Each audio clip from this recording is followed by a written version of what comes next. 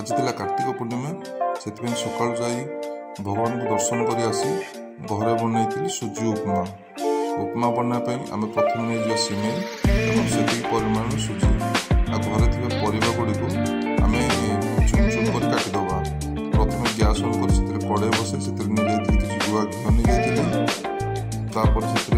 सुजी सिमेई को गोल्डन भाव भाजी अलग कर से कड़े आगे घी नहीं जाते पकई पंच फुटण एवं घर थे आप कौन सी डाली पकई पारे मुझे पकई हरड़ डाली पकई भेसुंगा पत्र और चुन चुन कर काट रखिए कंचा लंका बिलाती गाजर एवं पत्रकोबी से लंका गुंड हल्दी गुंड और लुण दे 2-3 मिनट पर्यंत भल भाव भाजीदबा।